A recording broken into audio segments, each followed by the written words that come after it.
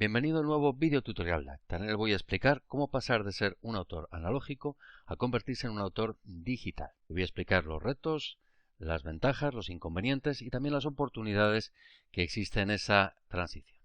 Durante muchos siglos la creación de las obras se ha mantenido esencialmente igual. En todo ese tiempo apenas hubo cambios tanto en el proceso de creación como en el modelo de edición. Las herramientas de trabajo de autores y editoriales eran relativamente limitadas y el mundo creativo era una especie de burbuja hasta cierto punto aislada del resto. El primer gran cambio en ese paradigma fue la introducción de herramientas informáticas, que agilizaron la creación y la edición en varios sentidos, pero que realmente tampoco supusieron una diferencia cualitativa. O sea, en vez de escribir con una pluma, pues escribía con un ordenador, pero básicamente el modelo era prácticamente el mismo. Lo que sí cambió las cosas fue la llegada de la era digital, que marcó y marca cada vez más la diferencia respecto a todo lo anterior. También con lo que tiene que ver con la creación de libros de todo tipo y sobre todo de libros técnicos. Para muchos autores esta transición puede ser complicada, pero no cabe duda que el mundo digital de hoy en día ofrece nuevas y prometedoras opciones para los autores que se decidan a dar ese paso. Este video tutorial aborda esas oportunidades y también habla de los desafíos y de pausas específicas para pasar de ser un autor analógico a uno capaz de entrar de pleno en la creación inmersa en la era digital.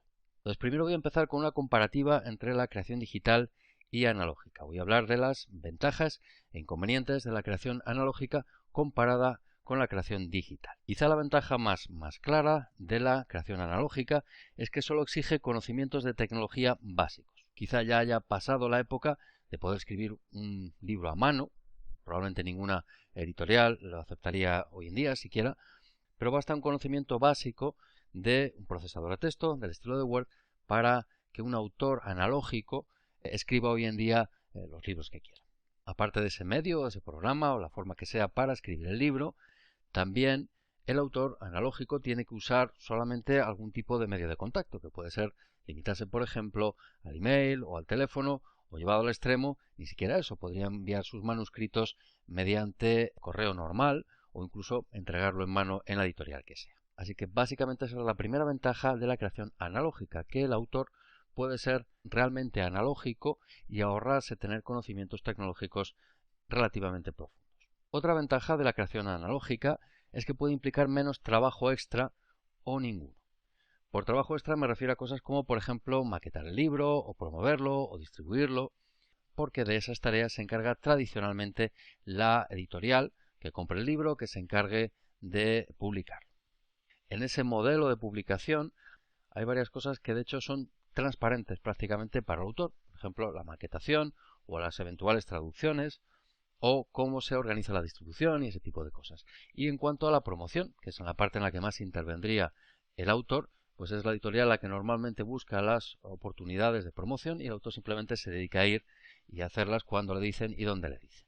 Esto es una ventaja por un lado, pero también por otro lado es un inconveniente, ya que si confía el autor todo a la editorial, se puede estar perdiendo oportunidades y eventuales ventajas que sí le ofrecería tener un mayor control en todas esas fases en las que normalmente el autor analógico no interviene. Ya hemos visto las ventajas, esas dos ventajas, y ahora vamos a ver los inconvenientes de la creación analógica. El primero es que un autor analógico no saca todo el partido posible de las herramientas de creación digitales. Entonces eso afecta en varios sentidos, pero empezando también por el hecho de que la propia creación del libro o las propias posibilidades de formatos o ediciones que tiene el libro son más limitadas cuando se trata de un autor analógico. O entonces tiene que confiar esas tareas a la editorial. Otro inconveniente de la creación analógica es que la interactividad o el trabajo colaborativo son muy limitados. Eso es especialmente importante, por ejemplo, en obras que sean colectivas, que se hagan con otros autores y en particular en obras técnicas. Si el autor no conoce esas herramientas colaborativas o las formas de comunicaciones que tienen son las básicas, no va a poder aprovechar varias ventajas que tienen esas formas de colaboración y de creación conjunta. Y aunque haga la obra él solo, tampoco va a poder aprovechar cosas que le podrían venir bien, como por ejemplo controles de cambios o ese tipo de cosas de las herramientas que están destinadas a la creación de libros, por ejemplo. Una tercera desventaja de la creación analógica es que las opciones de publicación son más reducidas, porque el autor analógico solo tiene acceso, en el fondo, a las editoriales tradicionales y a las formas de edición tradicionales. O por lo menos su acceso a otras formas es más complicado, entre otras cosas porque las desconoce o hasta puede, en cierto modo, despreciarlas. Y una última desventaja o inconveniente de la creación analógica respecto a la digital es que el autor puede perder buenas alternativas de promoción y distribución.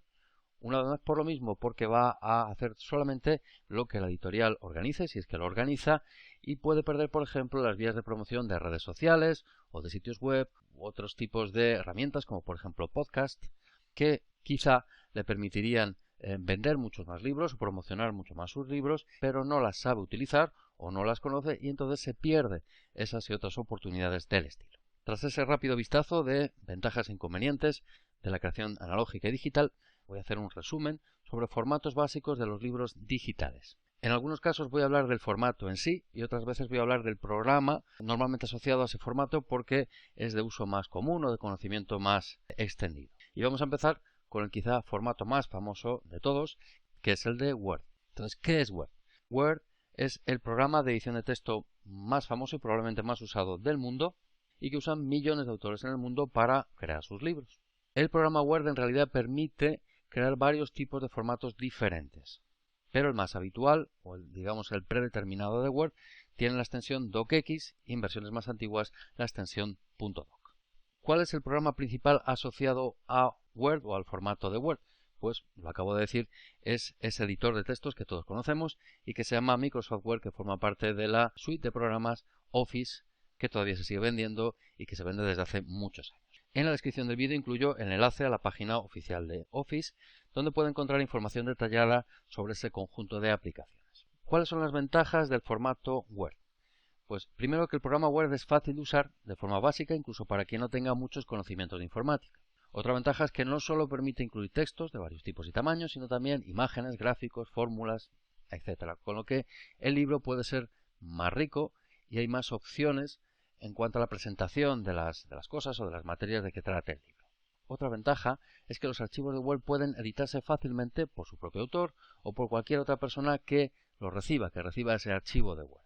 Y una ventaja más es que Word es un programa que usan, como decía, y como todo el mundo sabe, millones de usuarios en todo el mundo. Todos sus archivos son, por ello, fáciles de compartir con muchas otras personas que lo normal es que tengan el programa Word para conseguir abrirlos, editarlos, verlos o lo que sea. Pero Word no solamente tiene ventajas, sino también algún inconveniente. El primero es que no es un formato realmente adecuado para libros electrónicos. Otro inconveniente es que no es en sí un formato multiplataforma que consiga abrirse en cualquier tipo de dispositivo. Y el tercer inconveniente principal de Word es que es un formato que no garantiza que el archivo se visualice de la misma forma en otro equipo. Por ejemplo, si nosotros creamos un libro en Word con una cierta fuente, un cierto tipo de texto, y se lo mandamos a una persona que no tenga esa fuente de texto, entonces no lo va a poder ver exactamente como lo creamos nosotros porque Word va a sustituirla por una fuente diferente. Para solucionar alguno de esos problemas surgió otro formato muy conocido y muy extendido que es PDF. PDF es el formato estándar en edición de libros y los archivos de este formato tienen normalmente la extensión .pdf. El programa principal asociado de PDF son en realidad dos. Por un lado, Acrobat Reader, que es un programa gratis relacionado con los PDFs, pero que básicamente solo permite abrirlos, verlos y poco más. El otro programa principal asociado con el formato PDF es Adobe Acrobat, que es la versión de pago y que permite hacer todo tipo de cosas. Permite editar los archivos, incluir certificados, firmar, gestionarlos de varias formas, crear nuevos PDFs. Es, digamos, la herramienta de verdad orientada a todo tipo de cosas que se puedan hacer con los archivos PDF. En la descripción del vídeo también incluyo los enlaces a las páginas oficiales correspondientes de los dos programas, tanto del Adobe Reader, que ya digo que es gratis, como del Adobe Acrobat, que es la versión de pago. ¿Cuáles son las ventajas del PDF? La primera ventaja es que es un formato multiplataforma, que realmente se puede usar en varios tipos de dispositivos de distintos sistemas. Otra gran ventaja es que en los archivos PDF queda garantizado que su visualización es la misma en dispositivos diferentes, aunque en el equipo de destino no tenga las mismas características que el de origen. Eso es porque el PDF es un archivo en cierto modo autocontenido, que incluye en sí mismo todo lo necesario para visualizarse como se haya creado originalmente. De hecho, el propio nombre, o sea, PDF, son en realidad las siglas en inglés de formato de documento portátil. Una ventaja más es que cualquiera que instale Adobe Reader o que disponga de Adobe Acrobat podrá abrir archivos PDF, ya digo, en prácticamente cualquier dispositivo. PDF también tiene sus inconvenientes. El primero es que está concebido como un formato final o definitivo, un formato de edición, como decía al principio, para llevar a impresión lo que contenga, y por eso no es nada adecuado para editar los contenidos. O sea, si se quiere cambiar un archivo PDF ya hecho, es normalmente un dolor de cabeza y es complicado y costoso. Porque ya digo que el PDF es un formato final. Normalmente lo que se hace es crear el archivo original en otro formato, por ejemplo en el Word o en InDesign, como vamos a ver después, y se transforma al final en PDF cuando ya se vaya a imprimir. O sea, la idea es que el PDF sea un archivo ya que no se va a tocar más. Otro inconveniente del PDF es que tampoco es el mejor formato para lectores de libros electrónicos. Y eso nos lleva al formato EPUB, que es el formato estándar, o el principal formato estándar para libros electrónicos. De hecho, sus siglas son el acrónimo en inglés de publicación electrónica. No hay en sí un programa principal asociado al formato EPUB, porque es más un formato destinado directamente a dispositivos. O sea, se crean casi como un programa que puede abrir prácticamente cualquier lector de libros electrónicos. Y también se pueden abrir en tabletas y móviles, y hay varias aplicaciones capaces de abrir ese tipo de archivos en ordenadores. Quizá el más famoso de ellos sea el programa Calibre, que también permite convertir los EPUB a otros formatos diferentes de archivo, incluidos algunos de los que ya hemos visto antes. También incluyo el enlace a Calibre en la descripción del vídeo tutorial. ¿Cuál es la ventaja del EPUB? Pues que es el formato ideal para lectores de libros electrónicos, como decía, y otros dispositivos capaces de abrirlos y con pantallas relativamente pequeñas, como los móviles o las tabletas. Otra ventaja es que es fácil convertir EPUB a otros formatos, por ejemplo con este programa que comentaba que se llama Calibre. Y una tercera ventaja es que es un formato flexible y que admite incluir diversos elementos multimedia. El mayor inconveniente de los EPUB es que crear y editar un EPUB es relativamente complicado. Hacen falta, de hecho, como comentaba un poco antes, conocimientos de programación y otros conocimientos técnicos para crear de raíz un archivo de este tipo. Un formato más de archivo digital es el formato MOBI, AZW3 y el formato KPF. En realidad el formato MOBI o AZW3 es un formato ya antiguo que no se utiliza, pero que sigue siendo relevante porque era el formato de los libros electrónicos desarrollados para los Kindle de Amazon, los lectores de libros electrónicos de Amazon. Ya digo que la propia Amazon ha dejado de lado ese formato y ahora recomienda para sus dispositivos archivos en formato EPUB o en un formato propio que sustituye al MOBI y que se llama KPF. Como pasaba con el EPUB, no hay propiamente un programa principal asociado a estos formatos, sino que están asociados sobre todo, pues ya digo, a los dispositivos de Amazon, a los dispositivos Kindle y otros dispositivos capaces de leer libros electrónicos de Amazon. La ventaja del MOBI AZW3 no es ninguna, de hecho, porque su uso ya no lo recomienda ni la propia Amazon, pero como sigue habiendo muchos Kindle antiguos que todavía lo usan, pues vale la pena mencionarlo.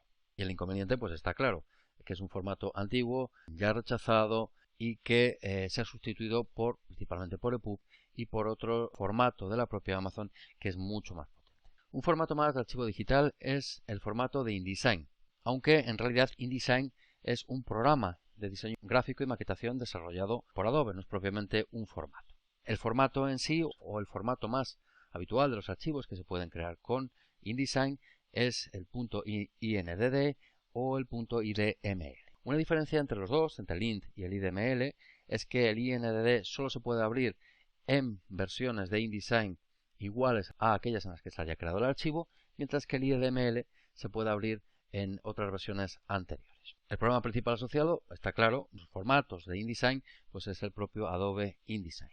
Una ventaja de este formato es que InDesign es un programa bastante potente y bien asentado en el mundo del diseño gráfico como herramienta de maquetación y de creación de todo tipo de libros o revistas, incluso manuales. En ese sentido es muy potente y se obtiene además resultados muy vistosos. Otra ventaja es que es fácil exportar un archivo de InDesign a PDF con todas las garantías, porque al fin y al cabo los dos son programas de Adobe. Y esa ventaja también se nota en la integración con otras aplicaciones también de Adobe, como por ejemplo Photoshop o Illustrator. Uno de los inconvenientes de InDesign es su usabilidad, que no es siempre la mejor ni resulta siempre lo bastante intuitiva. Por ejemplo, hay funcionalidades básicas difíciles de aplicar o que no funcionan todo lo bien que deberían. Otro inconveniente más es que el pago es obligatoriamente por suscripción. No existe la alternativa de comprar el programa, digamos, de una vez, pagando solo una vez y usarlo. Hay que pagar mensualmente o anualmente una suscripción periódicamente. Otro inconveniente más es que hace falta un equipo relativamente potente para usar InDesign en condiciones y que puede consumir bastantes recursos y ejecutar muchos procesos secundarios que no son imprescindibles y que consumen recursos del ordenador. Y el otro inconveniente es un poco lo que comentaba al principio, que es que un archivo INDD, que es el principal de Adobe InDesign, solo se puede abrir en la misma versión de InDesign con que se haya creado. Y esas versiones suelen ir cambiando con cierta frecuencia, con lo que es una cierta molestia no poder abrirlas en la versión ni siquiera justo anterior. La principal alternativa a InDesign como herramienta de maquetación es QuarkXPress, que es también, como digo, un programa de diseño gráfico y maquetación parecido a InDesign, pero más veterano por una docena de años. La extensión del formato estándar de QuarkXPress es .qxp. El programa principal es, obviamente, QuarkXPress, como acabo de decir, que tiene varias ventajas. Primero, es un programa potente con muchas funcionalidades y bastante intuitivo de usar a diferencia de InDesign. Otra ventaja es que ofrece una versión por un pago único que incluye el uso indefinido del programa y en general 2 años de actualizaciones y mantenimiento. O sea, no es obligatorio, aunque tiene ese modelo, pagar una suscripción periódica para poder usar el programa. Puedes comprarlo de una vez y ya está. El inconveniente es que la cantidad de opciones puede resultar un tanto abrumadora al principio. Y con eso acabo esta sección sobre formatos digitales o los principales formatos digitales y vamos ahora a hablar un poco sobre herramientas online y colaborativas. Las herramientas online y colaborativas permiten básicamente interactuar con un equipo de personas para crear algo en conjunto, por ejemplo, un libro en este caso. Trabajar conjuntamente en otro tipo de proyectos de un modo simple y optimizado o trabajar uno solo en un proyecto pero desde varios equipos o dispositivos sin tener que andar copiando en un USB y llevando cosas de un lado para otro. Esas herramientas online y colaborativas tienen varias ventajas. La primera es que están disponibles online.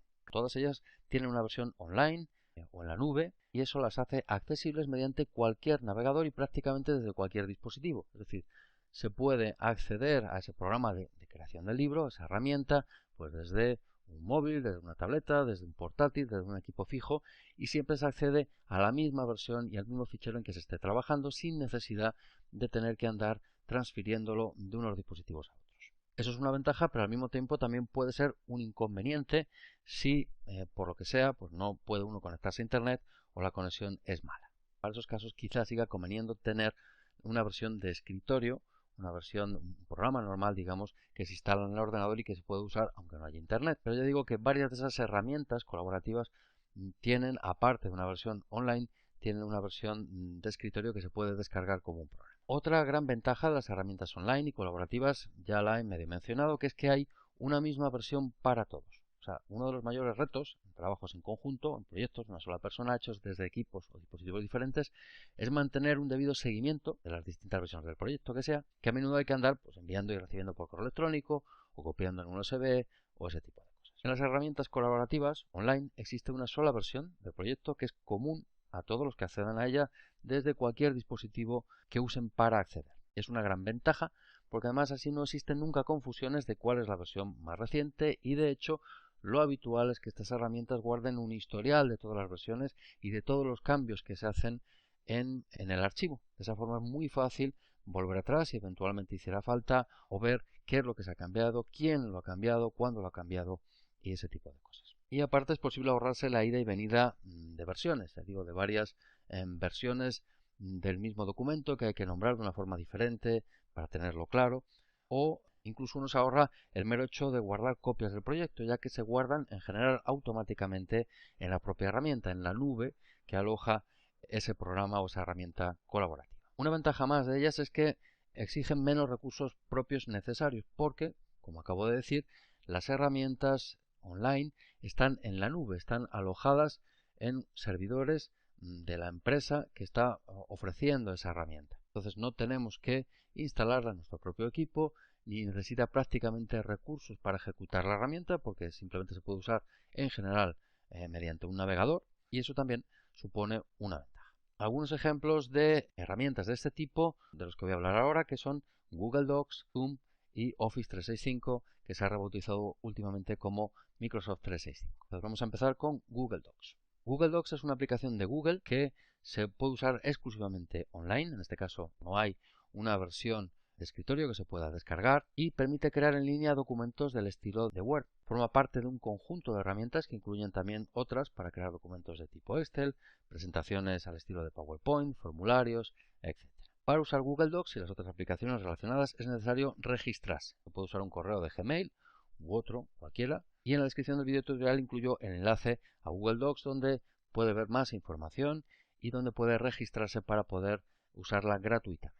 En Google Docs es posible encontrar todas las herramientas y funcionalidades típicas de un editor de textos, como comentaba al principio. Principalmente, pues puede crear documentos con textos de varias fuentes, formatos, tamaños, ajustes, colores, listas de varios tipos y además de la opción habitual de poder insertar imágenes, gráficos, tablas, dibujos, enlaces, también es posible incluir fácilmente elementos de diseño interactivos como listas desplegables. El uso es en esencia igual que el de un editor tradicional de escritorio, del estilo de Word, y la ventaja es que tiene menos opciones, las de verdad básicas, lo que hace todo muy accesible y aún más fácil de usar de lo normal. No obstante, claro, para usuarios avanzados que precisamente necesiten esas funcionalidades más complejas, pues esa cierta parquedad de opciones de Google Docs puede ser menos positiva. Eso depende un poco del caso. La otra herramienta online, colaborativa, útil, práctica y buena que hay es Zoom, que es un programa de videoconferencia y de trabajo colaborativo, un poco en la línea de Skype. Es un programa que en realidad existe hace ya bastantes años, pero que tuvo un boom enorme durante la pandemia de COVID, ante pues, el repentino aumento del teletrabajo o de la simple necesidad que tenían las personas de hablar y de mantenerse en contacto en esos periodos de confinamiento que sufrimos todos. En este caso, en el caso de la herramienta de Zoom, existe una versión online, se puede usar online, en internet, a través de un navegador, o se puede descargar como un programa normal e instalarlo en el ordenador. De hecho, no solo en el ordenador, sino también se puede instalar en dispositivos móviles. Zoom dispone de un plan de uso gratuito, tanto de la versión online como de la de escritorio, pero que obviamente es más limitado que los planes de pago que también ofrece, aunque esto es un poco lo de siempre.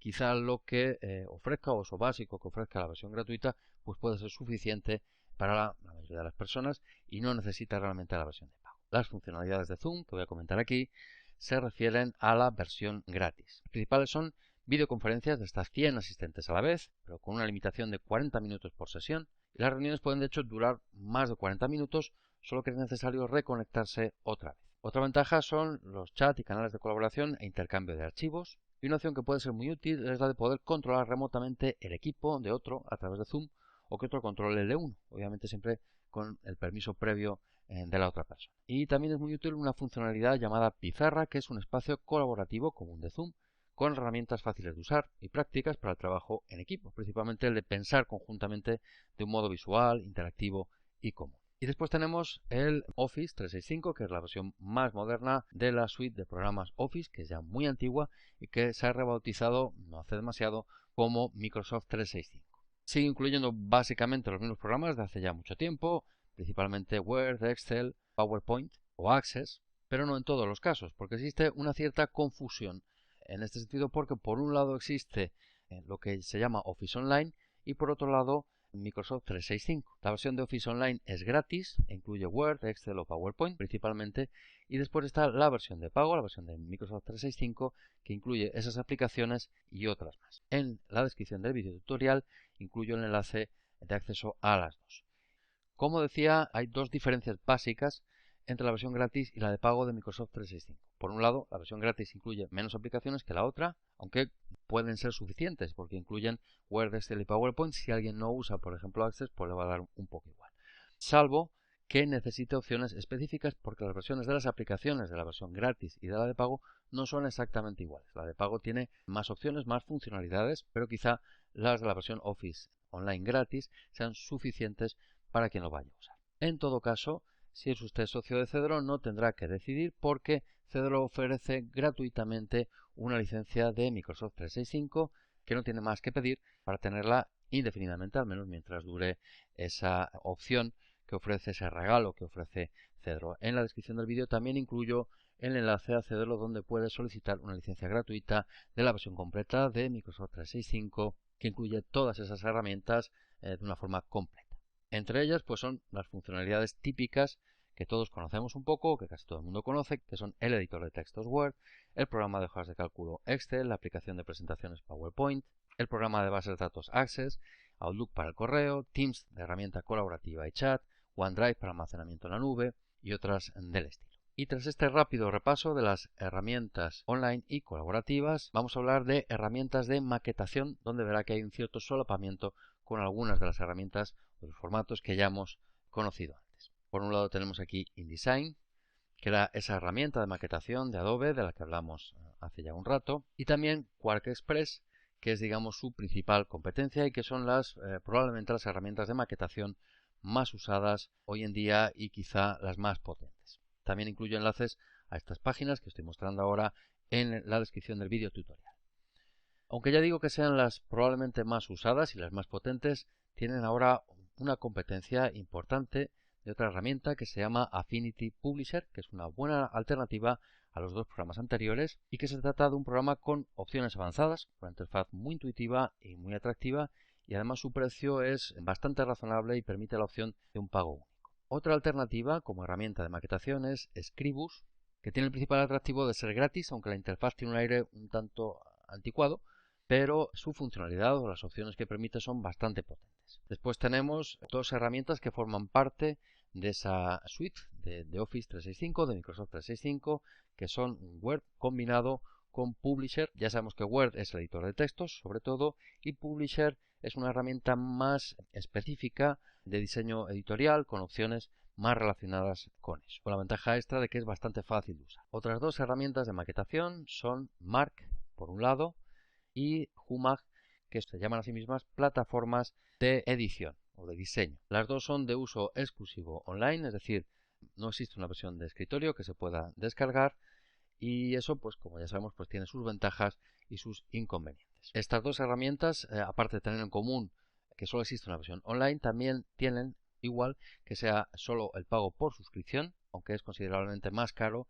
en el caso de Humag, y las dos son plataformas potentes y versátiles y una buena alternativa a los programas de maquetación y edición que hemos visto antes. Y vamos a hablar ahora un poco sobre editoriales para autoedición, que es quizá uno de los elementos más llamativos y con más posibilidades de los que puede disfrutar un autor digital. Aunque en realidad la autoedición o la autopublicación de libros es algo ya muy antiguo, pero hasta no hace mucho era relativamente marginal, o al menos los libros autoeditados no tenían en general muchas posibilidades de llegar a un público realmente grande ni de una forma sencilla. Todo eso cambió con la revolución digital, que trajo también consigo una gran cantidad de nuevas editoriales con un modelo de negocio, a veces incluso centrado exclusivamente en la autoedición. Hay muchas editoriales de ese tipo, si hace una búsqueda en Google verá que hay bastantes resultados y que de hecho algunas editoriales tradicionales también ofrecen esa posibilidad, pero hay otras que, digamos, se crearon exclusivamente, ya digo, con esta intención o con este objetivo. Yo voy a destacar dos de ellas, que son Amazon y BookBook. Pero antes de hablar un poco más de ellas, voy a mencionar algunas de las ventajas e inconvenientes de este tipo de editoriales, o más concretamente de la autoedición de los libros. La principal ventaja es que el porcentaje que recibe el autor es mucho mayor. Lo normal es que un autor que publique en una editorial normal, digamos, reciba entre un 5 y un 15% como derechos de autor. En la autopublicación lo habitual es que ese porcentaje aumente hasta el 70-80% o incluso más. Otra ventaja es que publicar es mucho más sencillo. De hecho, puede bastar el simple hecho de querer publicar un libro, sea cual sea, para poder publicarlo, porque no está obligado a pasar el cribo de una editorial. Y en más de un caso, además de esa publicación ser inmediata, es completamente gratis. Con las editoriales tradicionales suele llevar tiempo y en muchos casos acaba con un rechazo del libro. Ya digo que eso en algunas editoriales de autopublicación al menos no es así. Basta simplemente querer publicar un libro y es poco más que colgarlo en la página correspondiente y aparece pasados 2 o 3 días y se pone a la venta. Son ventajas importantes de la autopublicación o de la autoedición, pero también tienen inconvenientes. Por un lado puede implicar más trabajo, conocimientos o gastos extra por parte del autor. En la autoedición el autor puede tener que acabar asumiendo tareas de las que tradicionalmente se encargaría la editorial, como crear una portada del libro o incluso maquetarlo, ya sea haciéndolas él mismo o teniendo que pagar para que alguien lo haga. Lo mismo se aplica a la promoción del libro. Hay casos en que el autor tiene que ocuparse de eso por sí mismo. Otro posible inconveniente de autoedición es que la distribución puede no estar a la altura. O sea, no todas las editoriales de autoedición consiguen distribuir sus libros adecuadamente. Pero ese no es el caso de las dos que voy a comentar un poco más adelante, que sí tienen una muy buena distribución, tanto en librerías físicas como en plataformas online, y de hecho esa distribución puede ser mejor o mayor que la de más de una editorial tradicional. Otro inconveniente de la autoedición, aunque este es un tanto más subjetivo, es que sigue habiendo prejuicios. O sea, continúa habiendo personas que consideran que la autoedición es una forma menor de publicación, ya que no pasa el cribo y la selección de una editorial, y también hay quien opine que es una forma de publicación con menos glamour, por decirlo de alguna forma. Pero bueno, eso pues es una decisión o una opinión de cada uno. Y sin más preámbulos ya voy a hablar de dos buenas editoriales de autoedición. Ya digo que hay muchas más hoy en día que se encuentran fácilmente por internet, pero quería destacar estas dos, porque son unas de las que parecen más recomendables. Por un lado, Amazon. Todo el mundo conoce Amazon, que aunque hoy venda todo, inicialmente se limitaba a vender libros online, aunque eso fuera millones de ellos. Amazon decidió hace unos años volver un poco quizá a sus inicios y embarcarse en la autopublicación. Estas son las características principales del servicio que ofrece. En primer lugar, da como derecho de autor un 70% del precio de venta del libro. Otra ventaja es que la publicación digital es gratis en la plataforma internacional de Amazon y también es gratuita la publicación en tapa blanda. Otra ventaja es que la edición es muy rápida y el libro de hecho está disponible para venta en un máximo de 72 horas. Y una ventaja más es que Amazon permite un control de precios y derechos del libro por el propio autor en todo momento de una forma conveniente y sencilla. En la descripción del video tutorial incluyo un enlace a la plataforma de publicación de Amazon donde puede encontrar todos los detalles y los pasos concretos que tiene que dar si quiere publicar un libro con esta empresa. La otra plataforma o editorial de autopublicación de la que voy a hablar es de Bubok, que no es una plataforma tan conocida ni tan gigantesca como Amazon, pero también puede ser una buena alternativa para autoedición de libros. Entre sus principales características están que da un 80% como derechos de autor y que tiene una bastante amplia distribución entre librerías físicas y online. Un cierto inconveniente de eso es que es así, pero que es necesario contratar módulos y pagar para una distribución completa en todas las opciones que se ofrecen. O sea, eso no viene necesariamente por defecto. En la misma línea, otra característica de Bubok es que ofrece varias opciones independientes o paquetes más completos, todos ellos de pago, para todo tipo de cosas relacionadas con el libro, como un módulo para el diseño de portada o para su maquetación o corrección o promoción o ya digo publicación en librerías físicas y cosas por el estilo. Tiene la ventaja de que está segregado, de que son módulos que puede elegir individualmente, que en principio pueden resultar más baratos si usted se encarga de hacer otras tareas, o puede optar por un paquete más completo si prefiere que Bubok haga todas esas cosas por sí, aunque en ese caso digamos que se desvirtúa un poco quizá ese aspecto de convertirse en un autor digital. Y hablando de eso, pues voy a acabar este video tutorial con una serie de recomendaciones, concretamente 5 recomendaciones o consejos para sacarle el máximo partido al mundo digital como autor. El primero es aprender a usar varias herramientas digitales. Cuanto más sepa hacer usted mismo, más se ampliarán sus opciones y más dinero podrá ahorrar si decide embarcarse en la autoedición, por ejemplo. Hay literalmente miles de programas en el mercado, así que voy a ser un poco más específico. Y estos son algunos de los que debería aprender aunque sea básicamente. Primero Word o un editor de textos del estilo. También un buen editor de imágenes como Photoshop o una de sus alternativas gratis como GIMP. Alguna herramienta de maquetación y de trabajo colaborativo como las que he comentado, de las que he hablado. Algún programa de creación y edición de vídeo. Camtasia, por ejemplo, es una buena opción. Y también conviene que aprenda a manejar plataformas de creación de sitios web como WordPress o Joomla. Un segundo consejo para sacar el máximo partido al mundo digital como autor es buscar información e informarse. En Internet hay infinidad de documentación, recomendaciones y ayudas, sobre todo lo relacionado con la creación, la edición, la promoción de libros en varios formatos y plataformas, y es bueno y debería aprovechar todo ese conocimiento. Mi tercer consejo es que se conecte. Las redes sociales pueden llegar a ser irritantes y vacías, eso lo sabemos todos, pero bien usadas también pueden ser un gran aliado, principalmente como herramienta de promoción. Y lo ideal es mantenerse al día y conectado no solo con ellas, al menos en ese sentido o al servicio del libro, sino con todas las múltiples opciones de conexión e interacción disponibles hoy en día que pueda usar en ese sentido. Un cuarto consejo es innovar.